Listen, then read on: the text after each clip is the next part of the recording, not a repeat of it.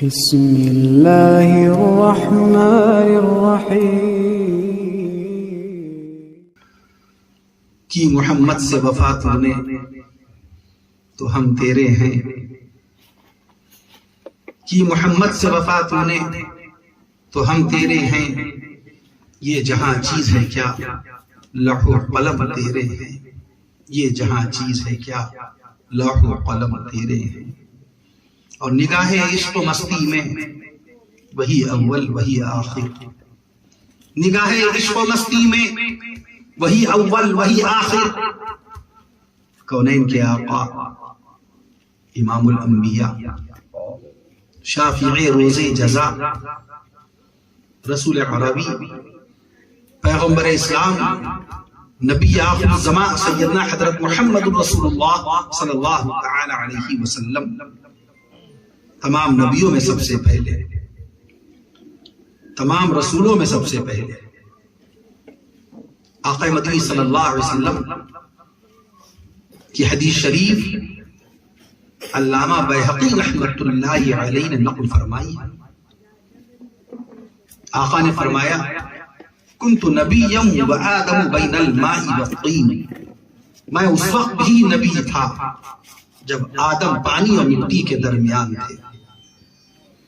بظاہر اللہ کے نبی صلی اللہ علیہ وسلم کی پیدائش مبارکہ حضرت آدم علیہ السلام کے زمانہ اقدس سے 6150 سال کے بعد ہوئی۔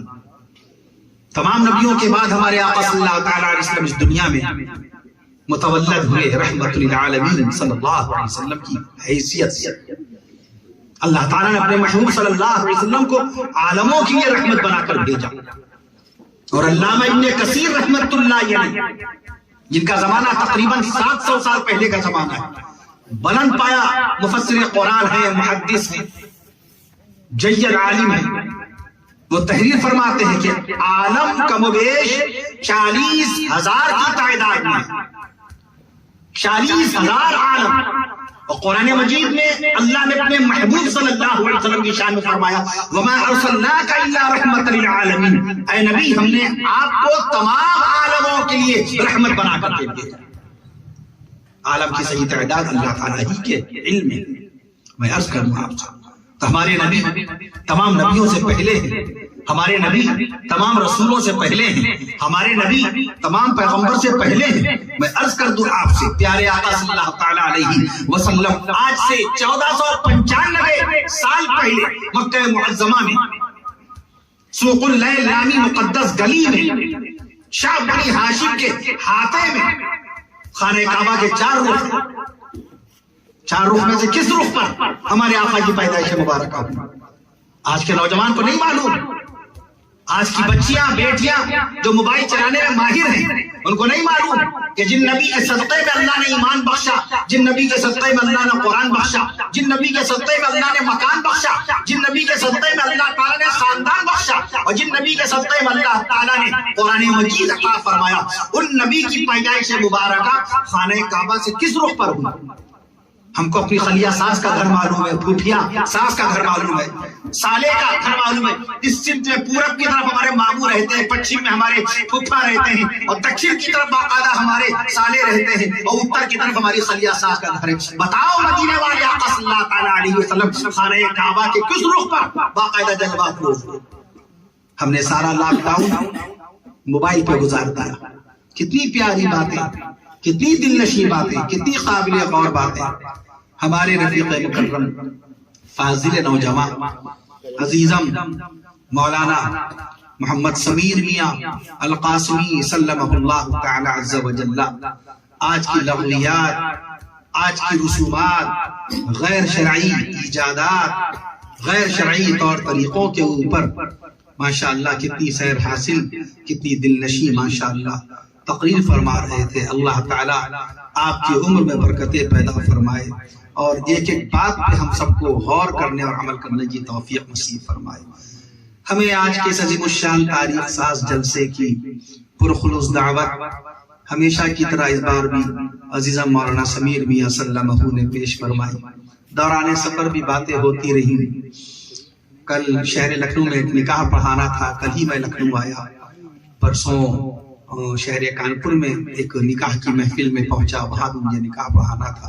دوران سفر یاد دلاتے رہے جناب محمد شہیر صاحب، اللہ ان کی عمر دراز فرمائے، ان کی صاحبزادی کی رخصتی کا عمل انشاءاللہ تعالی ہونا ہے، اور اس مبارک موقع پر انہوں نے باقاعدہ اللہ تبارک و تعالی کے ذکر پاک، اس کے حبیب صلی اللہ علیہ وسلم کے تذکرہ خیر، حضرات صحابہ کرام رضوان اللہ اجمعین کا ذکر جمیل، بزرگان دین رحمہم اللہ تعالی علیہم اجمعین کا تذکرہ پاک، تذکرہ خیر باقاعدہ کرنے کے لیے، اور اصلاح معاشرہ سے متعلق باتیں قرآن و حدیث، کتاب و سنت کی روشنی میں اللہ کے احکام، رسول پاک صلی اللہ علیہ وسلم کے باقاعدہ ارشادات عالیہ کو عوام تک پہنچانے کے لیے انہوں نے ان علماء کرام کو بلایا۔ مولانا عبد القدیم صاحب بھی ہیں، مولانا جنید صاحب بھی ہیں، سبھی سے ملاقاتیں ہوئی ماشاءاللہ۔ کافی عرصے کے بعد آنا ہوا، 2 سال کے بعد آنا ہوا۔ ابھی میں نے مولانا سے پوچھا کہ کتنے اب تک اجلاس ہو چکے ہوں گے ہمارے اس خاکسار کے، اس حقیر و فقیر کے کتنے بیان ہوئے ہوں گے ٹکرا کے اندر؟ فرمانے لگے تقریباً 12 سے لے کے 15 کے بیچ میں بیانات آپ کے اب تک ہو چکے ہیں۔ یہ پہلا ایسا موقع ہے جب کافی عرصے کے بعد آنا ہوا، حالات ہی ایسے تھے۔ اللہ سے دعا فرمائیے اللہ پورے عالم کے کم و بیش 7 ارب 85 کروڑ انسانوں کو ہر بلا، ہر مصیبت سے محفوظ فرمائے، ہر ناگہانی، ہر فتنہ و شر، ہر بیماری، ہر انجانی بیماری، ہر وبا سے محفوظ و معمون فرمائیے۔ اے اللہ العالمین، تمام وہ بیمار جو اسپتالوں میں زیر علاج ہیں، اے اللہ اپنے فضل و کرم سے اپنے حبیب صلی اللہ علیہ وسلم کے صدقہ و طفیل میں اے اللہ ان تمام بیماروں کو شفا کاملہ نصیب فرما دیجئے، اور اسپتالوں سے صحت یابی، شفا یابی کے ساتھ زندہ صحیح سلامت ان کو ان کے گھر واپس ہونا نصیب فرما دیجئے۔ جو بندے اور بندیاں گھروں میں بیمار ہیں، اے اللہ تعالیٰ ان تمام بندوں اور بندیوں کو شفا کاملہ نصیب فرمائیے۔ اے اللہ ہم سب کو ایمان پر جینا، ایمان پر خاتمہ نصیب فرمائیے۔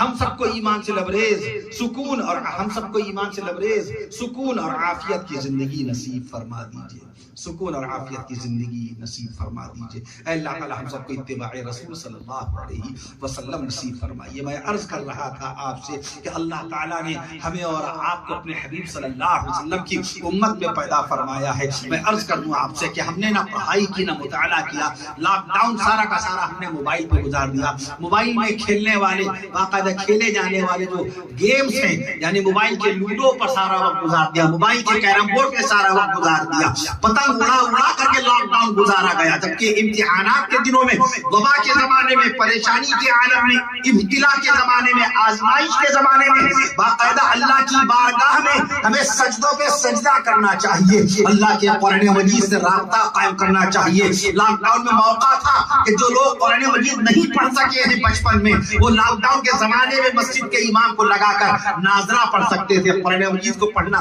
سیکھ سکتے تھے۔ لاک ڈاؤن میں موقع تھا، میں عرض کروں جن کی زندگی میں پچھلی قضا شدہ نمازیں باقی تھی، وہ قضا شدہ نمازیں پڑھ لیتے، کیونکہ لاک ڈاؤن میں آنا جانا کہیں نہیں تھا، نہ شادی تھی، نہ بیاہ تھا، نہ ولیمہ تھا، نہ عقیقہ تھا، نہ دکانیں کھلی تھی، نہ بازار کھلے تھے، نہ آمد و رفت کا سلسلہ باقی تھا۔ اس وقت کا استعمال کر سکتے تھے مدینے والے آقا صلی اللہ تعالی علیہ وسلم کی سیرت طیبہ پڑھ کر، رسول پاک صلی اللہ تعالی علیہ وسلم کی مکی زندگی کے حالات پڑھ کر، اللہ کے قرآن کا ترجمہ پڑھ کر یہ وقت گزار سکتے تھے۔ ہم نے کیسے وقت گزارا؟ اللہ نے موقع بخشا تھا ہمیں، تو زیادہ زیادہ توبہ و استغفار کے ذریعے سے اپنے رب سے معافی مانگ مانگ کر اپنے رب کو باقاعدہ منانے کا موقع تھا۔ اللہ رب العالمین کی بارگاہ میں اپنے آپ کو باقاعدہ مجرم کی حیثیت سے پیش کر کے اللہ سے دعا کرنے کا موقع تھا۔ اے اللہ رحیم و کریم آپ ہیں، فضل فرمانے والے آپ ہیں، صحت و شفا دینے والے آپ۔ ہم نے سارا وقت گزار دیا، ہم نے سیرت رسول صلی اللہ تعالی علیہ وسلم پڑھنے اور سمجھنے کا موقع چھوڑ دیا۔ اکثر میں بیانوں میں مستقل روزانہ کہہ رہا ہوں، ہر مقام پہ جہاں بیان ہوتا ہے، ہمارے احباب سب جانتے ہیں، ہر بیان میں اس بات کا تذکرہ کرتا ہوں کہ اگر کوئی دنیا کا پروفیسر، دنیا کا کوئی لیکچرر، دنیا کا کوئی ڈاکٹر، کوئی جرمنی کا ڈاکٹر، انگلینڈ کا انجینئر، آسٹریلیا کا فلاسفر، نیوزی لینڈ کا کوئی ماسٹر، امریکہ کا کوئی ٹیچر، ہالینڈ کا کوئی سائنٹسٹ اگر آپ سے سوال کر رہے تھے کہ جس خانہ کعبہ کی طرف، وہ پہلے پوچھے گا آپ صاحب ایمان آر یو مسلم اور ناٹ، ٹیل می ناؤ اب یہ تو کہیں جی جی I am Muslim at first, میں پہلے مسلمان ہوں، جی بے شک نماز پڑھتے ہیں، یس 5 وقت نماز پڑھتا ہوں، سجدہ کدھر کرتے ہیں؟ خانہ کعبہ کی طرف، کس کو؟ اللہ تعالیٰ کو۔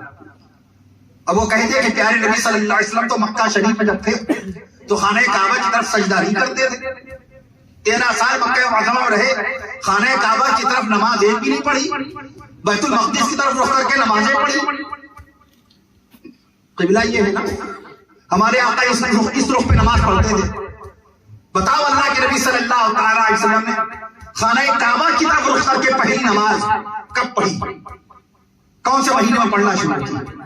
وہ کون سی تاریخ تھی جب اتنا بڑا فیصلہ رب الجلال نے عرش معلیٰ سے نازل فرمایا اور محبوب صلی اللہ علیہ وسلم کو حکم دیا کہ اے نبی آپ بیت المقدس کی طرف اب رخ کر کے مجھے سجدہ مت کیجیے گا، خانہ کعبہ کی طرف اپنے چہرے انور کو گھما لیجیے، آج سے خانہ کعبہ کو قبلہ بنا لیجیے۔ اتنا بھاری فیصلہ مکہ معظمہ میں 13 سال اللہ کے نبی صلی اللہ علیہ وسلم نے بیت المقدس کی طرف رخ کر کے باقاعدہ اللہ تعالیٰ کی بارگاہ میں سجدے پہ سجدے کیے، خانہ کعبہ کی طرف رخ کر کے آپ نے 8 سال نماز ادا فرمائی ہے۔ بتاؤ خانہ کعبہ کو قبلہ کس تاریخ میں بنایا گیا؟ کون سے مہینے میں بنایا گیا؟ کس دن بنایا گیا؟ انگریزی تاریخ کیا تھی؟ عربی تاریخ کیا تھی؟ آپ کو اپنی شادی کی تاریخ معلوم ہے جبکہ آپ کی شادی کو 40 سال ہو چکے، آپ کو اپنی شادی کا دن معلوم ہے جبکہ آپ کی شادی کو 50 سال ہو چکے، آپ کو اپنی شادی کی عربی تاریخ معلوم ہے جبکہ آپ نانا دادا سب بن گئے۔ خانہ کعبہ کا قبلہ کب بنایا گیا؟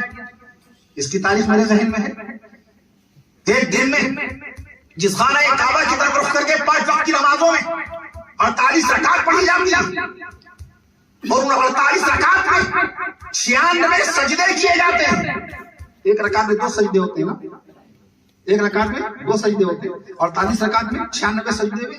ایک دن میں 5 وقت کی نمازوں میں ایک مسلمان 96 بار خانہ کعبہ کی طرف رخ کر کے اپنے رب کو سجدہ کرنا ہے۔ اس خانہ کعبہ کی تاریخ نہیں معلوم مسلمانوں کو۔ موبائل چلانا بہت اچھا ہم کو آتا ہے، موبائل کے سارے فنکشن معلوم، سارے اس کے سسٹم معلوم۔ 5 سال کی معصوم سی بچی موبائل کا نیٹ آن کر کے اپنا من پسند گیم لگا دیا۔ 10 سال کا بچہ موبائل کا انجینئر ہے، آپ والد ہیں، آپ دادا ہیں، آپ کو نہیں معلوم کچھ۔ جو بچہ آپ کا جانتا ہے موبائل کے بارے میں، اس کی آنکھ کسی ماحول میں کھلی، آپ کو دین بتانا پڑے گا، آپ کو قرآن سنانا پڑے گا، آپ کو حضرت پاک صلی اللہ علیہ وسلم کی سیرت طیبہ اپنے بچوں کو ذہن نشین کرانی پڑے گی تو معلوم ہوگی۔ میں عرض کروں آپ سے، کوئی شخص سوال کر رہے تھے کہ بتاؤ 5 وقت کی نمازیں کب فرض ہوئی، کس مہینے میں فرض ہوئی؟ اللہ کے نبی صلی اللہ تعالیٰ علیہ وسلم 5 وقت کی نمازیں لینے کے لیے عرش معلیٰ کب تشریف لے گئے؟ معراج شریف کون سے دن ہوئی؟ معراج شریف کس تاریخ میں ہوئی؟ وہ سیدھے ہی پوچھے گا آپ مسلمان ہیں، میں آپ سے آپ کے متعلق سوال کر رہا ہوں، آپ بتائیے کیا ہم بتائیں گے؟ 5 وقت کی نمازوں کی تاریخ نہیں معلوم کہ 5 وقت کی نمازیں کب فرض ہوئی۔ جب بات آگے تو جواب بھی دیتا چلو ورنہ بات رہ جائے گی۔ خانہ کعبہ کو اللہ تعالیٰ نے قبلہ مدینہ منورہ میں بنایا۔ اب کہتے ہیں کہ سبحان اللہ کی جواب پہ خانہ کعبہ کو اللہ تعالیٰ نے مدینہ منورہ میں قبلہ بنایا۔ خانہ کعبہ کو اللہ تعالیٰ نے 11 جنوری سن 624 عیسوی کو خانہ کعبہ کو اللہ نے قبلہ بنایا۔ سبحان اللہ کہہ دیجیے۔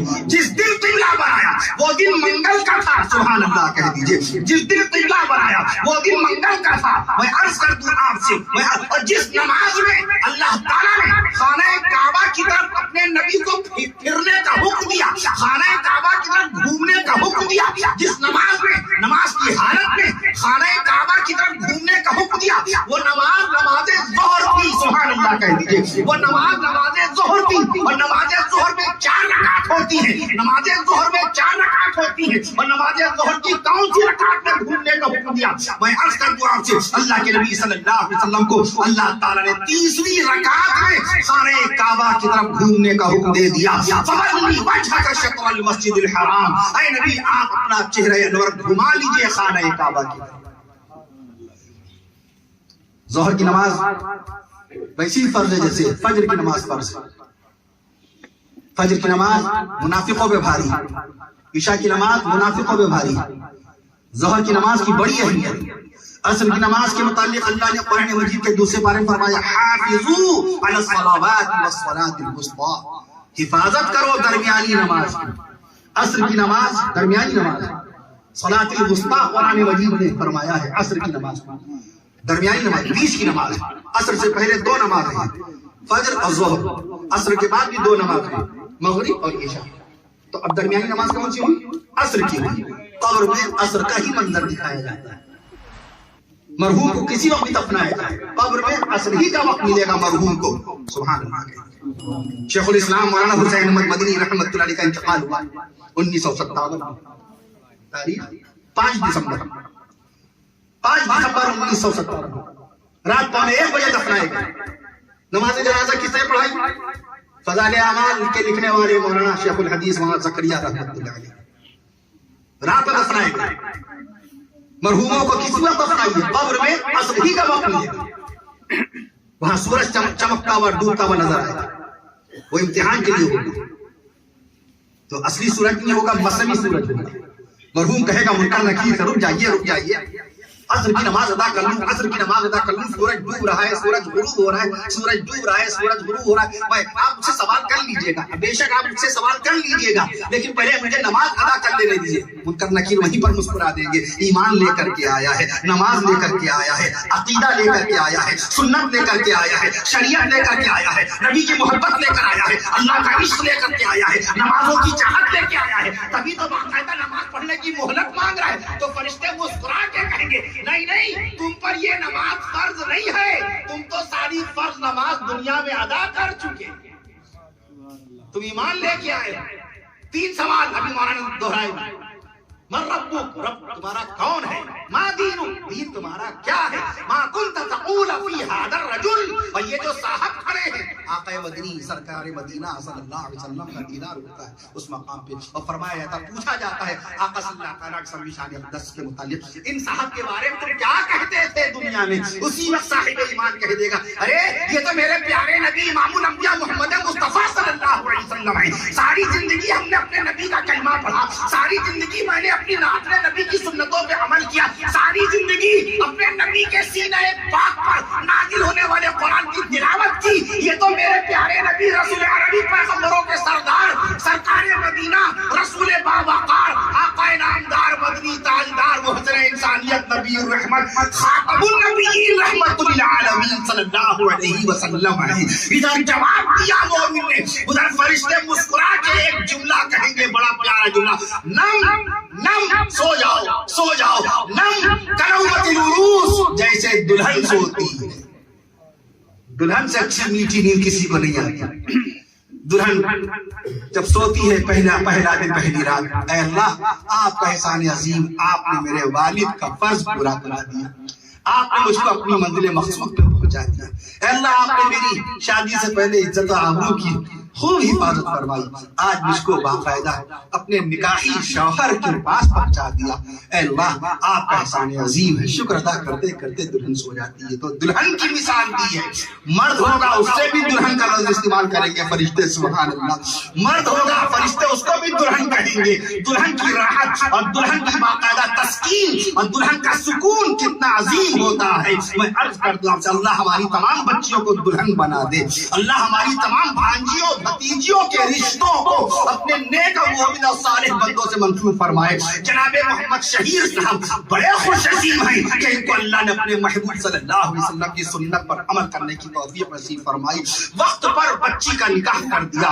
رخصتی کا عمل ہونے والا ہے۔ پیارے آقا صلی اللہ علیہ وسلم نے ایک بیٹی کی شادی نہیں فرمائی، 2 بیٹیوں کی شادیاں نہیں فرمائی، ہمارے آقا کی 4 بیٹیاں تھیں۔ یہی تو میں عرض کرتا ہوں لاک ڈاؤن میں موقع تھا، ہم پڑھ لیتے سیرت رسول پڑھ لیتے، سیرت رسول پڑھ لیتے، نبی کے خاندان والوں کے بارے میں کچھ تو معلومات کر لیتے۔ موبائل کے ذریعے سے آج کرکٹ کی پوری معلومات ہے، کاروبار کی پوری معلومات ہے، شیئر مارکیٹ کی پوری معلومات ہے، بزنس کی پوری معلومات ہے، دوستوں کی احباب کے واقعات معلوم ہیں، ان کے حالات معلوم ہیں، ددیال میں ننیال میں سسرال میں کہاں کیا ہو رہا ہے، پل پل کی ایک ایک خبر ہے، ویڈیوز کے ذریعے کلپس کے ذریعے سے واٹس ایپ فیس بک کے ذریعے سے انٹرنیٹ کے ذریعے سے ساری باتوں کا علم ہے، مگر نبی کریم صلی اللہ علیہ وسلم کے گھر والوں کا علم نہیں ہے. نبی کے بیٹے کتنے ہیں، نبی کی بیٹیاں کتنی ہیں، نبی نے شادیاں کتنی کی، نبی کے نواسے کتنے ہیں. اپنے ساڑھو، ہمارے ساڑھو نماز پڑھے نہ پڑھے پھر بھی ان سے محبت ہے، کیونکہ میری بیوی کے بہنوئی ہیں، میری بیوی کے بہنوئی ہیں، میرے ساڑھو ہیں. نبی کے ساڑھو کون ہیں ہمیں خبر نہیں. ہمارے ماموں اپنے ماموں سے بڑی محبت کریں، نبی کے ماموں جان کا کبھی تذکرہ بھی نہیں. نہ پوچھتے ہیں علماء کرام سے نبی کے ماموں جان کون تھے، نبی کے چچا جان کون تھے، نبی کے سسر کون تھے. اپنے سسر، ہمارے سسر چاہے حقہ پیے، چاہے نماز کے وقت میں بیڑی پھونکیں اور چاہے وہ گالیاں بکیں، اپنے سسر سے بے انتہا محبت. لیکن امام الانبیاء محمد مصطفیٰ صلی اللہ علیہ وسلم کے سسر جناب حضرت تمام صحابہ کرام کے سردار و امام حضرت جناب ابوبکر صدیق اکبر سسر ہیں. سبحان اللہ کے ہمارے آقا کے سسر ہیں عمر فاروق اعظم رضی اللہ تعالی امیر المومنین ہیں، خلیفۃ المسلمین ہیں. 20 رکعت تراویح کی باقاعدہ طور پہ 20 رکعت تراویح کی بنیاد نہیں، میں عرض کر دوں اہتمام کرانے والے، جماعت تراویح قائم فرمانے والے، میں عرض کر دوں آپ سے سن ہجری کی شروعات کرنے والے اور مردم شماری کی شروعات کرنے والے، کوفہ و بصرہ موصل کو آباد کرانے والے عمر فاروق اعظم، خانہ کعبہ کے پاس مقام ابراہیم پر 2 رکعت نماز واجب کی باقاعدہ سب سے پہلے شروعات کروانے والے، مسجد میں جا نمازوں کی شروعات کرانے والے، میں عرض کر دوں عمر فاروق اعظم رضی اللہ تعالیٰ عنہ کون ہے؟ اللہ کے نبی صلی اللہ علیہ وسلم کے سسر ہیں، حضور پاک صلی اللہ علیہ وسلم کے سسر ہیں. حضرت امیر معاویہ رضی اللہ عنہ ہمارے نبی کے سالے ہیں. اپنے سالوں کا بڑا تذکرہ، ارے بڑا خیال رکھتے ہیں، بہت محبت کرتے، بہت مانتے ہیں. پیغمبر اسلام صلی اللہ علیہ وسلم کے سالے حضرت عبداللہ ابن عمر رضی اللہ عنہ، ہمارے نبی صلی اللہ علیہ وسلم کے سالے حضرت امیر معاویہ رضی اللہ عنہ، ہمارے نبی کے سالے حضرت امیر معاویہ رضی اللہ عنہ، ہمارے نبی کے تیسرے سالے حضرت عبداللہ ابن ابی بکر رضی اللہ عنہ. ان کا تذکرہ کبھی نہیں ہوتا. ہمارے نبی کے رازدار صحابی حضرت حذیفہ رضی اللہ عنہ، ہمارے نبی کے خطیب حضرت ثابت ابن قیس رضی اللہ عنہ، ہمارے نبی کے چچا جان سید الشہداء سیدنا امیر حمزہ رضی اللہ عنہ، دوسرے چچا جان سیدنا حضرت عباس رضی اللہ عنہ. میں نے ماموں کا تذکرہ کیا. ہمارے آقا کے ماموں جان حضرت سعد بن ابی وقاص رضی اللہ عنہ، ہمارے نبی کے ساڑھو، ابھی ہم نے ساڑھو کی بات کی، ہمارے نبی کے ساڑھو حضرت زبیر رضی اللہ عنہ. سبحان اللہ، سگے پھوپھی زاد بھائی اور ساڑھو بھی سگے پھوپھی زاد. اماں بی بی عائشہ صدیقہ رضی اللہ عنہ ہمارے آقا کی محبوبہ زوجہ پاک رفیقہ زندگی بیوی، ہماری آپ کی امت کی اماں عائشہ صدیقہ، اور ان کی بڑی بہن بی بی اسماء رضی اللہ عنہ حضرت زبیر رضی اللہ عنہ کی بیوی. ساڑھو ہوئے کہ نہیں ہوئے؟ سگے پھوپھی زاد بھائی تھے. ہمارے نبی کے نانا، نواسا نانا پہ جان دیتا ہے، یہاں کا نواسا ہو کہیں کا نواسا ہو. ہمارے نبی صلی اللہ علیہ وسلم کے نانا کبھی تذکرہ نہیں آتا. بی بی آمنہ والدہ ہے، کس کی بیٹی؟ وہب، آمینہ بنت وہب، وہب کی بیٹی ہے. وہب ہمارے نبی کے نانا کا نام، وہب ہمارے نبی کے نانا کا نام. ہمارے نبی کی دادی کا نام فاطمہ، بیٹی کا بھی نام فاطمہ، خاتون جنت سیدہ بی فاطمہ الزہرا رضی اللہ عنہا ہمارے نبی کی بیٹی، اور دادی کا بھی نام فاطمہ، اور چچی کا بھی نام فاطمہ.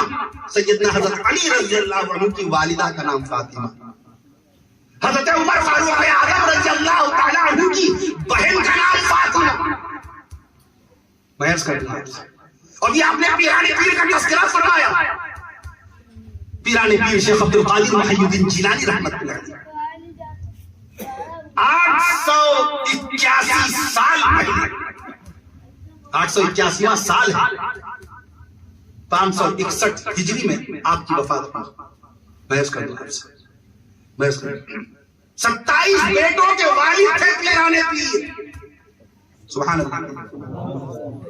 18 بیٹیوں کے والد مکرم تھے پیران پیر، 4 بیویوں کے شوہر تھے پیران پیر، اور تہجد کی نماز 40 سال تک قضا نہیں ہوئی. سبحان اللہ.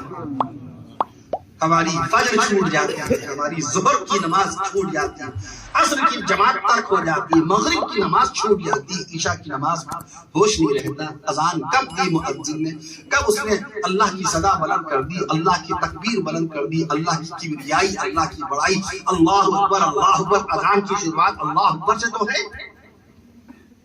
اللہ نصیر تو نہیں کہا، نصیر بھی اللہ کا نام ہے، کبیر بھی اللہ کا نام ہے، خبیر بھی اللہ کا نام ہے، رحیم بھی اللہ کا نام ہے، کریم بھی اللہ کا نام ہے۔ اذان کی شروعات میں کیا لفظ ہے؟ اللہ اکبر۔ اللہ بڑا نہیں ہے، صیغہ مبالغہ ہے، اللہ سب سے بڑا ہے۔ سبحان اللہ۔ بڑے تو میرے والد ہیں، بڑے تو میرے نانا دادا ہیں، بڑے تو ہمارے علماء کرام، ہمارے پیر و مرشد ہیں، اساتذہ کرام، گاؤں کے چچا بابا سب بڑے ہیں۔ اللہ سب سے بڑا ہے۔ اذان کا پہلا لفظ اللہ، اذان کا آخری لفظ اللہ۔ سبحان اللہ کہیے۔ اذان کا پہلا لفظ، اذان کی شروعات اللہ اکبر سے، اور اذان کا اختتام کہاں ہوتا ہے؟ آخری جملہ کیا ہے؟ لا الہ الا اللہ۔ اذان کا پہلا لفظ اللہ، اذان کا آخری لفظ اللہ، اذان کا پہلا لفظ اللہ، اذان کا آخری لفظ اللہ، تکبیر کا پہلا لفظ اللہ، تکبیر کا پہلا لفظ اللہ، تکبیر کا آخری لفظ اللہ، نماز کا پہلا لفظ اللہ۔ سبحان اللہ۔ نماز کا پہلا لفظ اللہ اکبر کہہ کر کے تکبیر تحریمہ کہتے ہیں، اللہ اکبر کہہ کر کے آپ نیت باندھتے ہیں۔ نماز کا پہلا لفظ اللہ، نماز کا پہلا لفظ اللہ، اور نماز کا آخری لفظ اللہ۔ السلام علیکم ورحمۃ اللہ۔ نماز کا آخری لفظ، نماز کا پہلا لفظ۔ سب سے زیادہ قرآن میں اللہ پاک نے اپنا کون سا نام لیا؟ اللہ۔ 2697 مقام۔ کتنے؟ جو ذات بے مثال ہوتی ہے اس کے نام بھی بے مثال ہوتے ہیں۔ میں پرسوں شاید ابھی کچھ دن پہلے غالباً 20 تاریخ کو لکھیم پور میں تھا، ایک نکاح کا موقع تھا، وہاں ہمارا بیان تھا۔ نکاح محمدی کے مولانا اسلام الحق صاحب اسجد میاں سے، محمدی جی بڑے جلیل عالم ہیں مولانا اسجد میاں، مولانا اسلام الحق صاحب اسجد میاں دامت برکاتہم، انہوں نے نکاح پڑھایا، خاک سال کا بیان تھا۔ وہاں میں نے حاجی صاحب سے عرض کیا، وہ مدینہ منورہ کی یاد میں بہت ساری باتیں کہہ رہے تھے، رسول پاک صلی اللہ علیہ وسلم سے اپنی محبت کا اظہار فرما رہے تھے، مدینہ شریف کی باتیں بیان فرما رہے تھے۔ میں نے عرض کیا مکہ معظمہ نبی کی ذات جب بے مثال ہے، نبی کی صفات جب بے مثال ہے، تو نبی کا شہر مدینہ بھی بے مثال ہے، نبی کا شہر مدینہ بے مثال۔ قیامت میں سب سے پہلے جہاں کے لوگ قبر سے اٹھیں گے، اللہ کے نبی صلی اللہ تعالیٰ علیہ وسلم سب سے پہلے اپنے مزار پر انوار سے اٹھیں گے، اور پیارے آقا صلی اللہ تعالیٰ علیہ وسلم کے ساتھ حضرت ابوبکر صدیق اکبر رضی اللہ عنہ اور حضرت عمر فاروق اعظم رضی اللہ تعالیٰ عنہ اٹھیں گے۔ اس کے بعد مکہ معظمہ کے لوگ اٹھیں گے۔ مدینے میں موت کے متعلق آقا نے ترغیب دلائی، من استطاع، اگر تم سے یہ ہو سکے کہ مدینے میں آ کر کے مرو تو فلیمت، تو مدینے میں آ کر کے مرو۔ ہم موت مانگتے ہیں زمین حجاز میں، اقبال نے کہا تھا۔ مولانا زکریا رحمۃ اللہ علیہ کے پیر و مرشد مولانا خلیل احمد مہاجر مدنی رحمۃ اللہ علیہ، جن کا انتقال 1927 میں ہوا، جب طبیعت خراب ہوتی فوراً کہتے تھے جلدی پانی والے جہاز پہ بیٹھا ہو، جلدی بحری جہاز پہ بیٹھا ہو، جلدی جہاز پہ بیٹھا ہو۔ شہر مدینہ میں موت آئی، شہر مدینہ میں موت آئی۔ آقا نے فرمایا اگر تم سے ہو سکے مدینے میں آ کے مرو فلیمت، تو مدینے ہی میں آ کے مرو۔ مدینے کی موت بے مثال ہے، مدینے کی حیات بے مثال، مدینے کی وفات بے مثال۔ میں عرض کروں آپ سے، اور جب وہاں جاتے تو شہر مدینہ کی برکت سے، وہاں کی مقدس آب و ہوا کی برکتوں سے صحت یاب ہو جاتے، شفا یاب ہو جاتے، اور پھر کہتے چلو جلدی چلو سہارنپور پہنچاؤ، مظاہر علوم دیکھنا ہے، مظاہر علوم کے اندر سب انتظار کر رہے ہوں گے۔ معتمد تھے وہ مظاہر علوم کے، چلے آتے، 3 مرتبہ گئے، تینوں مرتبہ صحت یاب ہو گئے، واپس آ گئے۔ آرزو تھی کہ شہر مدینہ میں اللہ تعالیٰ مر کر ہمارے پاس ملک الموت کو بھیجے، ملک ملک الموت کو، موت کے فرشتے کو شہر مدینہ میں بھیجے. چوتھی مرتبہ گئے تو اللہ تعالیٰ نے ان کی آرزو قبول فرما دی اور شہر مدینہ میں وہ باقاعدہ اللہ کو پیارے ہوئے. جنت البقیع میں آرام فرما رہے ہیں. 10,000 صحابہ کرام کی مبارک قبروں کے بیچ میں مولانا خلیل احمد مہاجر مدنی رحمت اللہ تعالی علیہ لیٹے ہوئے ہیں. وہیں پر ان کے شاگرد رشید فضائل اعمال کے لکھنے والے مولانا زکریا رحمت اللہ علیہ بھی آرام فرما رہے ہیں. اللہم اغفر لبقیع الغرقد، یہ وہ مقدس الفاظ ہیں جو اللہ کے نبی صلی اللہ تعالی علیہ وسلم نے بارگاہ ربانی میں اپنی زبان حق ترجمان زبان مقدس ادا فرمایا. اے اللہ اللہم اغفر لبقیع الغرقد، اے اللہ بقیع والوں کی مغفرت فرما دیجئے، بقیع والوں کی مغفرت فرما دیجئے. بتاؤ جب رسول پاک نے بقیع والوں کے لیے اللہ سے مغفرت مانگ لی ہے تو بتاؤ بقیع والوں کی مغفرت ہو گئی کہ نہیں ہو گئی؟ اور بقیع میں لیٹے ہیں مولانا خلیل احمد مہاجر مدنی بھی، بقیع میں لیٹے ہوئے ہیں جناب مولانا زکریا رحمت اللہ تعالی علیہ، اور بقیع میں لیٹے ہوئے ہیں مولانا بدر عالم میرٹھی رحمت اللہ علیہ. نبی نے جب دعا مانگی، نبی کی دعا عرش معلی پہنچ گئی کہ نہیں پہنچ گئی؟ نبی کی دعا قبول ہو گئی کہ نہیں ہو گئی؟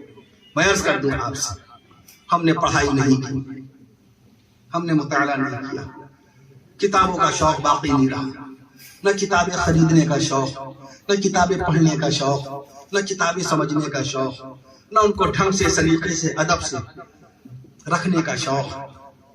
اس لیے کچھ باتیں بھی نہیں معلوم. میں نے عرض کیا نماز کب فرض ہوئی؟ ہم کیا بتائیں؟ معراج شریف کی نماز فرض ہوئی، تاریخ تھی 9 مارچ سن 620 عیسوی. کیا 9 مارچ سن 620 عیسوی کو 5 وقت کی نمازیں فرض ہوئی.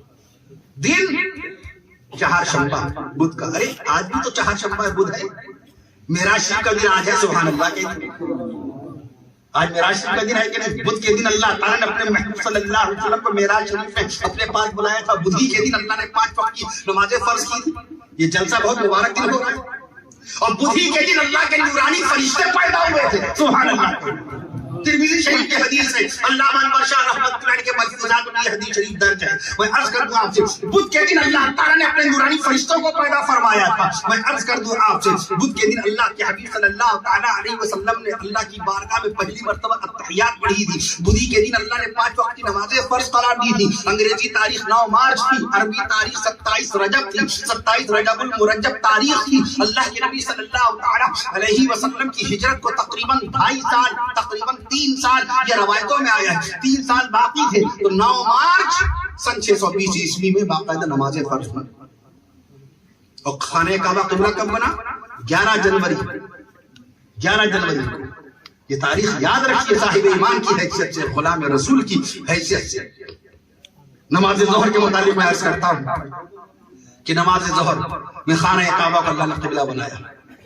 اچھا، سب سے پہلی مرتبہ خانہ کعبہ میں اذان دی گئی وہ کون سی نماز کے لیے تھی؟ فتح مکہ کے موقع پہ مؤذن رسول سیدنا حضرت بلال حبشی رضی اللہ تعالی عنہ نے جو اذان دی، پیارے آقا صلی اللہ تعالی علیہ وسلم کے حکم سے خانہ کعبہ کی چھت پر، خانہ کعبہ کی چھت پر کھڑے ہو کر جو اذان دی وہ کون سی نماز کی تھی؟ نماز ظہر. سبحان اللہ. نماز ظہر کے لیے پہلی اذان، مکہ معظمہ پہلی اذان کس نماز کے لیے دی گئی؟ نماز ظہر کے لیے دی گئی. اور اگر کوئی سوال کر بیٹھے کہ بتاؤ میدان محشر میں حساب و کتاب کے بعد اللہ نے اپنے فضل و کرم سے ملے گی جنت، بندے کے پاس کوئی عمل ایسا نہیں ہے جو جنت کا بدل ہو سکے. یہ لکھا ہے مفتی محمد شفیع رحمت اللہ علیہ اپنی شاہکار تفسیر معارف القرآن. اللہ کی رحمت، اللہ کے فضل کے علاوہ کوئی ذریعہ نہیں ہے جنت میں داخلے کا.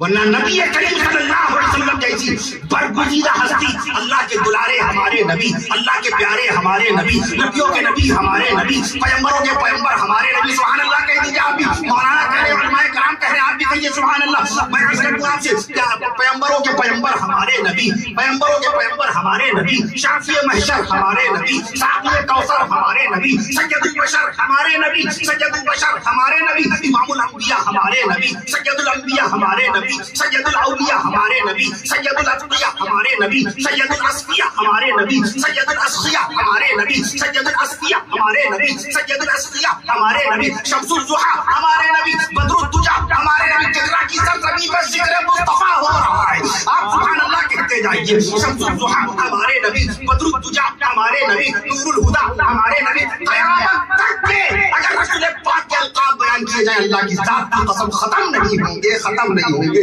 ہم نے آیت شریفہ بھی پڑھی ورفعنا لک ذکرک, اے نبی ہم نے آپ کے لیے آپ کا ذکر بلند کر دیا ہے, ہم نے آپ کے لیے آپ کا ذکر بلند کر دیا ہے. ہزاروں میں نبی کا ذکر ہے, قرآن میں نبی کا ذکر ہے, دکان میں نبی کا ذکر ہے, مکان میں نبی کا ذکر ہے, قبر سے لے کے حشر تک اور حشر سے لے کے جنت تک نبی کا تذکرہ ہی تذکرہ ہے.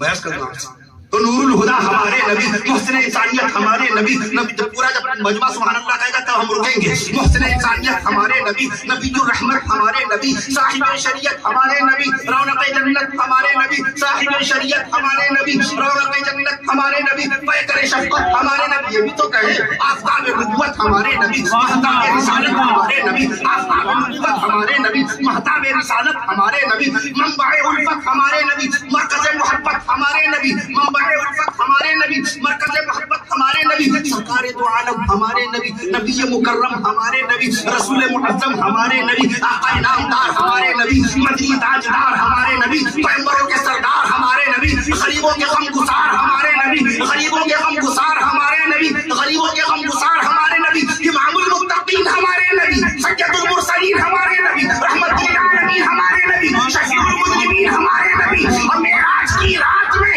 1,23,999 کم و بیش انبیاء و مرسلین کو نماز پڑھانے والے ہمارے نبی. علامہ عبد الماجد دریابادی رحمت اللہ علیہ, جنہوں نے 1925 میں سچ نکالا تھا, سچ نام کا اخبار, شہر لکھنؤ سے صدق جدید نکالا. 1950 میں صدق نکالا, صدق, پھر 1955 میں اسی کا نام صدق جدید ہوا. سچ سب سے پہلے سچ نام تھا اس کا اخبار کا, لکھنؤ سے نکال دیا.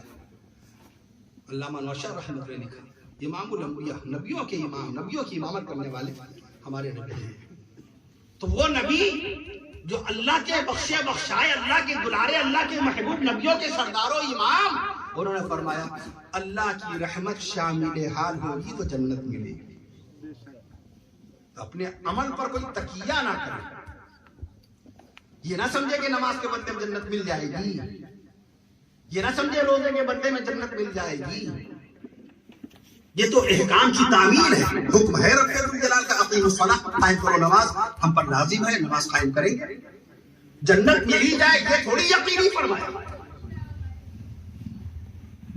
حکم دیا کتب علیکم الصیام, کتب علیکم الصیام, روزے تم پر فرض کر دیے گئے, روزہ رکھیں گے, اپنے آقا اپنے رب الجلال کے حکم کی تابعداری کریں گے, روزہ رکھیں گے. یہ تھوڑی روزے کے بدلے میں مغفرت ہو ہی جائے. آقا نے کیا فرمایا, اللہ کی رحمت, اللہ کی رحمت سے جنت ملے گی, چونکہ جنت وہ نعمت ہے کہ اس کے بدلے میں کوئی عمل اپنے پاس ہے نہیں, کوئی عمل اپنے پاس ہے. تو اگر کوئی شخص پوچھے کہ اللہ نے اپنے فضل سے اپنے محبوب صلی اللہ علیہ وسلم کے صدقہ الطفیل میں آپ کو میدان محشر میں بخش دیا اور جنت میں داخلے کے لیے فرما دیا, تو جنتی جنت میں کب داخل ہوں گے, جنتی جنت میں کس وقت داخل ہوں گے؟ آپ سے اگر کوئی سوال کرے کہ جنتیوں کو اللہ جنت میں کب داخل کرے گا, تو جواب دیجیے گا نماز ظہر کے وقت. سبحان اللہ, جنتی جنت میں کس وقت داخل ہوں گے؟ نماز ظہر کے وقت. ہمارے آقا کو رحمت للعالمین بنایا, ہمارے آقا کی ایک ایک ادا کو شریعت اسلام نے امت کے لیے نمونہ بنایا. نبی کی شادیاں, نبی کے ولیمے, نبی کی عبادتیں, نبی کی ریاضتیں, نبی کی تلاوتیں, نبی کا کردار پاک, نبی کا اخلاق کریمانہ, نبی کا مسکرانا, نبی کا کھانا, نبی کا آنا جانا, نبی کا بتانا, نبی کا سمجھانا, سب امت کے لیے نمونہ, سب امت کے لیے نمونہ. نبی آئے تو بہار آ گئی, نبی سے پہلے ہر طرف کفر و شرک کا اندھیرا ہی اندھیرا چھایا ہوا, سود خوری, جوا خوری عام تھی, آج وہی سود خوری، جوا خوری، الگ الگ شکلوں میں، جوے کی الگ الگ شکلوں میں آج نوجوانوں کے اندر وہ لت اور وہ لعنت داخل ہو گئی. جس سود کو اللہ کے نبی صلی اللہ علیہ وسلم نے فرمایا تھا میں اپنے چچا کے مال کے سود کو اپنے پیروں کے نیچے سے روند رہا ہوں. آج وہ سود کسی نہ کسی شکل میں ہمارے گھروں میں داخل ہو رہا ہے. طرح طرح کے انداز سے بازیاں لگا لگا کر جوے کی شکل میں ملعون لعین پیسہ استعمال کیا جا رہا ہے. ناجائز اور حرام پیسہ استعمال کیا جا رہا ہے. جس طرح کتے کا گوشت حرام ہے، جس طرح سور کا گوشت حرام ہے، ویسے ہی جوے کا پیسہ حرام ہے. سور کا گوشت تو نہیں کھا سکتے تو جوے کا پیسہ کیسے؟ میچوں کے نام پر، کیرم بورڈ کے نام پر، لوڈو کے نام پہ جوے ہو رہے ہیں. اس سے بڑی پکڑ کیا ہوگی؟ اس سے بڑی بدنصیبی ہماری کیا ہوگی کہ نماز سے پہلے ہی محروم تھے، قرآن مجید سے پہلے ہی دور ہو گئے تھے، سنت رسول کا علم ہی نہیں، ماں باپ کی تابعداری نہیں، بیوی بچوں کی اچھی تربیت نہیں، رہا سا معاملہ جوے کے ذریعے سے چہرے کی نورانیت غائب ہو گئی، زبان کی تاثیر ختم ہو گئی، دل کا سکون ختم ہو گیا. حرام پیسہ کمانے لگے، حرام کھانے لگے، حرام گھر میں لانے لگے. بتاؤ تمہاری بچیوں کا کردار کیسے پاک ہوگا؟ تمہارے بیٹے تمہارے فرما بردار کیسے ہو جائیں گے؟ تمہارے بیٹے اچھے اعمال والے، اچھے کردار، اچھے کیریکٹر والے کیسے ہوں گے؟ کیسے آپ کے بچے دین کی اور انسانیت کی اور ملک کی اور سماج کی خدمت کریں گے؟ ان کو ہم نے حرام کا نوالہ کھلا دیا. پیسہ تو میاں 1000 ہو یا 1 کروڑ وہ خرچ ہی ہونا ہے. جائز میں خرچ ہو ناجائز میں خرچ ہو تو خرچ ہی ہونا ہے. رکھے رکھے خزانے ختم ہو جاتے ہیں جناب. بالٹی پانی کے نیچے لگا دیجیے، رات میں 1 قطرہ پانی ٹپکتا ہے، صبح بالٹی بھری ملتی ہے. قطرے قطرے سے بالٹی بھرتی ہے اور قطرے ہی قطرے سے پوری ٹنکی خالی ہو جاتی ہے. جب آپ کے گھر کی ٹوٹیاں ڈھیلی ہو جاتی ہیں، بند کرنے کے بعد پانی ٹپکتا رہتا ہے، تو ٹپ ٹپ ٹپ قطرے کی شکل ہے تو پانی گرتا ہے. اور ٹنکی ہے 500 لیٹر کی، 1000 کی، کوئی استعمال نہیں کر رہا ہے. ایک ایک قطرے قطرے کے ذریعے سے پانی کی ٹنکی کیسے ختم ہو جاتی ہے؟ رکھے رکھے خزانے ختم ہو جاتے ہیں. تو پیسہ جوے کا ہو یا پیسہ ناجائز ہو، وہ ختم ہی ہونا ہے. حضرت ابوبکر صدیق اکبر رضی اللہ عنہ پیارے نبی صلی اللہ علیہ وسلم کا ارشاد پاک میں فرماتے لا يدخل الجنہ جسد غذی بالحرام، بدن کا وہ حصہ، وہ لوتھڑا، وہ گوشت جو حرام مال سے، حرام پیسے سے جو گوشت باقاعدہ تیار ہوا، جو صحت بنی حرام پیسے سے، وہ حصہ جنت میں داخل نہیں ہوگا. لا يدخل الجنہ، نبی نے فیصلہ پہلے دیا، جنت میں داخلہ نہیں ہوگا یہ پہلے فرمایا، وجہ بعد میں بتائی. ایسی چغل خوری کے لیے بھی ہماری نبی نے فیصلہ پہلے دے دیا. لا يدخل الجنہ، جنت میں داخل نہیں ہوگا. قطات چغل خور جنت میں نہیں جائے گا. آج چغل خوری کا مرض عام ہے. ہم مسجد میں بیٹھ کر چغل خوری کر رہے ہیں، ہم مکتب میں بیٹھ کے آپ کی چغل خوری کر رہے ہیں، ہم روزی روٹی میں بیٹھ کر کے آپ کی چغل خوری کر رہے ہیں. آپ نے ہم پر یقین کیا، آپ نے ہم پر اعتماد کیا، اپنے گھر کی کوئی بات ہمیں بتائی مشورے کے طور پہ، رائے لینے کے لیے. ہماری داڑھی دیکھ کر، ہماری ٹوپی دیکھ کر، ہمارا قطرہ یہ دیکھ کر، صافہ دیکھ کر، امامہ دیکھ کر آپ نے ہم کو بڑا نیک سمجھا کہ مولانا صاحب کسی کا تذکرہ نہیں کریں گے. اور آپ کی اس بات کو جیسی سنا فوراً آ کے ہم نے کسی اور سے نہیں، سب سے پہلے اپنی بیوی کو بتا دیا. ہماری بیوی نے پورے گاؤں میں پھیلا دیا. ہر طرف جو بات 100% 100 پردے میں چھپی تھی، وہ بات ہمارے ذریعے، میری بیوی کے ذریعے سے پورے گاؤں میں آئینہ ہو گئی. آپ کی رسوائی ہونے لگی، آپ کی بہو بدنام ہو گئی، آپ کا بیٹا بدنام ہو گیا. آقا نے فرمایا لا يدخل جنت قطاع، چغل خور جنت میں نہیں جائے گا. ہم نمازیں پڑھیں، ہم روزہ رکھیں، لا يدخل جنت قطاع، چغل خور جنت میں نہیں جائے گا. پہلے چغل خوری کا حساب دینا پڑے گا، سزا ملے گی. کیونکہ دنیا میں سزا نہیں ملی. ہماری چغل خوری کی وجہ سے آپ نے بڑا نقصان اٹھایا. ہماری چغل خوری کی وجہ سے آپ کی بیٹی کا رشتہ ٹوٹ گیا. ہماری چغل خوری کی وجہ سے جو دکان آپ کو ملنے والی حلال روزی کا ذریعہ تھا، وہ ذریعہ ختم ہو گیا. لا يدخل الجنة قطار، چغلخور جنت میں نہیں جائے گا. یہ خالی عورتوں میں ہم کہتے ہیں عورتوں میں چغلخوری کی بہت زیادہ عادت، اور ہم مردوں میں، ہم مرد بہت پاک صاف ہیں. ہم مرد تو ایسی چغلخوریاں کرتے ہیں کہ مت پوچھیے. اللہ تعالیٰ ہمیں اور آپ کو محفوظ فرمائے. ایسی ایک مقام کا اور فرمایا لا يدخل الجنہ، آقا نے فرمایا جنت میں نہیں جائے گا، جنت میں نہیں جائے گا. کون؟ اب وجہ بتائیے. بل لا يأمن جارہ بوائقہ، جس کے شر سے اس کا پڑوسی محفوظ نہ ہو، جس کے شر سے اس کا پڑوسی محفوظ نہ ہو. آج ہم سب سے زیادہ اپنی دبنگئی، اپنی سینہ زوری اپنے پڑوسی میں ظاہر کرتے ہیں کہ صاحب میرا پڑوسی ہمارے سامنے سر اٹھا کے نہیں چلتا ہے، میرا پڑوسی ہم سے ڈرا ڈرا رہتا ہے، میرا پڑوسی میرا سہما سہما رہتا ہے. آقا نے فرمایا لا يدخل الجنہ، جنت میں نہیں جائے گا وہ آدمی من لا يأمن جارہ بوائقہ، جس کا پڑوسی اس کے شر سے، اس کی دہشت سے محفوظ نہ ہو، اس کی شرارت سے محفوظ نہ ہو. کیا یہ عیب ہے؟ گناہ ہم مستقل کر نہیں رہے. آقا نے مقام اور فرمایا لا يدخل الجنہ، میں عرض کروں لا يدخل الجنہ منان، یہ عیب بھی بہت زیادہ ہے. لا يدخل الجنہ منان، احسان جتانے والا جنت میں نہیں جائے گا. احسان جتانے والا جنت میں نہیں جائے گا. مثلا فلاں وقت میں میں نے آپ کی مدد کی تھی، آپ بہت پریشان تھے، آپ فلاں وقت میں بہت بھوکے تھے، ہم نے آپ کو کھانا کھلایا. فلاں وقت میں نے آپ کو ایک جوڑا پہنایا تھا. یہ کیوں یاد دلا رہے ہیں؟ یہ کیوں یاد دلا رہے ہیں؟ ارے آپ بھول جائیں گے اپنے احسان کو.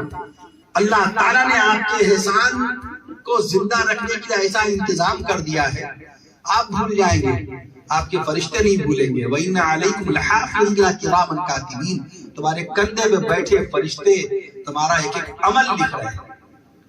آپ کیوں یاد دلا رہے ہیں؟ اللہ کو یاد ہے، اللہ کو پتا ہے. فرشتوں کا جواب دیا، فرشتوں کا یاد، یعلمون ما تفعلون، جو کچھ تم کرتے ہو فرشتوں کا علم، فرشتوں کو علم ہے. یعلمون ما تفعلون، کو علم ہے جو کچھ آپ کرتے ہیں. آپ کیوں یاد دلا رہے ہیں؟ آقا نے فرمایا لا يدخل الجنہ منان، احسان جتانے والا جنت میں نہیں جائے گا. اس لیے عزیزان ملت، ان تمام برائیوں سے ہم توبہ کریں، حرام روزی روٹی سے توبہ کریں، حرام کی کمائی سے توبہ کریں. رسول پاک صلی اللہ علیہ وسلم نے ایک شادی نہیں فرمائی، 11 شادیاں فرمائی. ایک نکاح نہیں، 7 نکاح نہیں، 9 نکاح نہیں، 9 بیویاں بیک وقت تھی ایک ساتھ. نکاح آپ نے 11 فرمائے. کتنی سادگی کے ساتھ نکاح فرمائے. کہاں نمائش ہوتی تھی؟ آج تو بیٹی والا جو سامان دیتا ہے جو سجا دیتا ہے، لڑکے والا 2-2 ہزار آدمی ولیمے میں بلا رہا ہے. اگر ولیمے میں بلانا کمال تھا تو یہ کمال سب سے پہلے اللہ کے نبی صلی اللہ علیہ وسلم دکھاتے. کبھی نہیں فرمایا رسول پاک نے اے ابو بکر میں عائشہ کے ساتھ نکاح کرنے کے لیے آ رہا ہوں اور میرے ساتھ یہ لوگ رہیں گے، یہ لوگ رہیں گے، یہ لوگ رہیں گے، کا خیال رکھنا. کبھی فرمایا؟ اپنے سسر حضرت عمر فاروق اعظم سے ہمارے نبی نے فرمایا اے عمر ابن خطاب میں آپ کا ہونے والا داماد ہوں، حفصہ آپ کی بیٹی حفصہ، اس سے میں نکاح کرنے آ رہا ہوں. میرے ساتھ باقاعدہ طور پر میرے ساتھ میرے داماد عثمان ہوں گے، میرے داماد عثمان ہوں گے، میرے دیگر احباب ہوں گے، میرے چچا کے بیٹے چچا ابو طالب جنہوں نے مجھ سے بڑی محبت فرمائی اور باقاعدہ طور پہ بڑی خدمت کی مکہ معظمہ میں ہماری مدد فرمائی، مجھ سے محبت فرمائی. ان کے بیٹے جناب حضرت علی ہوں گے، علی بھی ہوں گے، اور حضرت بلال میرے وفادار ہوں گے، اور عبداللہ ابن مسعود، یہ سب میرے سب ساتھ میں ہوں گے. ان کی ذرا قدر کرنا، ان کی قاعدے سے خاطر مدارات کرنا. اللہ کے نبی صلی اللہ علیہ وسلم نے کبھی فرمایا، نبی کریم صلی اللہ علیہ وسلم نے کبھی فرمایا میرے ساتھ اتنے لوگ آئیں گے. آج باقاعدہ طور پر یہ طے ہوتا ہے، محفل بلائی جاتی ہے، اس کے لیے بھی میرج ہال بک ہو رہے ہیں. تاریخ طے ہوگی، تاریخ طے ہوگی. شادی کے لیے تو میرج ہال بک ہوتا ہی ہے، اب تاریخ طے ہوتی ہے. آپس میں تاریخ طے نہیں ہو پاتی، موبائل میں تاریخ طے نہیں ہو پاتی. نہیں، جب تک کہ 200 آدمی میرج ہال میں نہ بلائے جائے تاریخ طے ہوگی. اس میں وہی سارے اخراجات، وہی کھانا پینا جو شادی والے دن ہونا ہے. پیسہ بھرا ہوا ہے. حکیم الامت مولانا شمر تھانوی رحمت اللہ علیہ سے مرتبہ کسی نے پوچھا حضرت گناہوں کی کثرت کیوں ہے، اتنے گناہ کیوں ہوتے ہیں؟ فرمایا مال کی کثرت، مال کی کثرت. ابھی 4 دن دکان میں کسٹمر نہ آئے، ابھی تسبیح یاد آنے لگے گی، استغفر اللہ استغفر اللہ استغفر اللہ. نمازیں یاد آنے لگیں گی، قرآن مجید کی تلاوت فوراً خیال آئے گا۔ ابھی نعوذ باللہ معاذ اللہ، سوچئے ابھی مال کی قلت ہو جائے، جس آدمی کے پاس 1000 روپیہ نہیں ہے گھر میں راشن بھرنے کے لیے، اس سے پوچھئے 1000 روپے کتنے ہوتے ہیں، اور جس شخص کے پاس 2 کروڑ بھرا ہوا ہے وہ اپنی بچی کی شادی میں 50 لاکھ دونوں ہاتھوں سے لٹا رہا ہے، اس کو قدر نہیں ہے، تو اللہ تعالیٰ مال لے کر کے بھی امتحان لیتا ہے اور مال دے کر کے بھی امتحان لیتا ہے۔ جن کے پاس مال نہیں ہے یہ اللہ کا امتحان ہے کہ میرا بندہ ایمان پہ قائم رہے گا، میرا بندہ کسی غلط طریقے کو تو نہیں اختیار کر لے گا، یہ فاقہ کشی میں مبتلا ہو کر کوئی غلط طریقہ تو نہیں اختیار کرے گا، یہ ناجائز طور پر لوگوں سے پیسے تو نہیں مانگے گا، یہ حرام پیسہ تو نہیں کھانے لگے گا۔ اللہ کی طرف سے آزمائش ہوتی ہے، اور جس کو مال دیا اللہ اس کا بھی امتحان لے رہا ہے، یہ عیاشی تو نہیں کرے گا، یہ ناچ رنگ میں تو پیسہ نہیں بہائے گا، یہ فالتو فضول اسراف بیٹا فضول خرچی میں پیسہ تو نہیں بہائے گا، یہ غریبوں کا مذاق تو نہیں اڑائے گا، یہ دوسرے امیروں کو شرمندہ تو نہیں کرے گا اس پیسے سے، تو اللہ تعالیٰ مال دے کر کے بھی امتحان لیتا ہے۔ اللہ تعالیٰ وسلم نے 4 بیٹیاں رخصت فرمائی، بڑی بیٹی بی بی زینب رضی اللہ عنہا، دوسری بیٹی بی بی رقیہ رضی اللہ عنہا، تیسری بیٹی بی بی ام کلثوم رضی اللہ عنہا، چوتھی بیٹی خاتون جنت سیدہ بی فاطمہ الزہرا رضی اللہ تعالیٰ عنہا کو رخصت فرمایا۔ سیدنا حضرت علی حیدر کرار رضی اللہ تعالیٰ عنہ کے ساتھ خود نکاح کروایا۔ نکاح میں جو 3 آیتیں پڑھی جاتی ہیں، نکاح کے موقع میں جو 3 آیتیں پڑھی جاتی ہیں، یہ ایک تقریر ہے۔ اللہ کے حبیب صلی اللہ علیہ وسلم نے 3 آیتیں پڑھی اور تینوں آیتوں میں ایک لفظ مستقل استعمال ہوا، مشترکہ، یا ایھا الناس اتقوا ربکم الذی، ڈرو اے اللہ کے بندو ڈرو، یا ایھا الذین آمنوا اتقوا اللہ حق تقاته، اے ایمان والو ڈرو اللہ سے جیسے ڈرنے کا حق ہے، یا ایھا الذین آمنوا اتقوا اللہ وقولوا قولا سدیدا، ڈرو اے ایمان والو اللہ سے اور سچی بات کہو، بھلی بات کہو۔ یہ کیا معاملہ؟ نکاح میں خطبے میں مولانا سمیر جو 3 آیتیں پڑھ رہے ہیں اس میں تینوں آیتوں میں ایک لفظ بار بار آ رہا ہے، ڈرنے کا لفظ آ رہا ہے، نکاح کا لفظ بھی نہیں آیا۔ نکاح ہو رہا ہے، جن آیتوں سے نکاح ہو رہا ہے ان آیتوں میں نکاح کا لفظ بھی نہیں آیا۔ وجہ کیا تھی؟ اللہ کے نبی صلی اللہ علیہ وسلم نے انہی 3 آیتوں کو کیوں پڑھا خطبے؟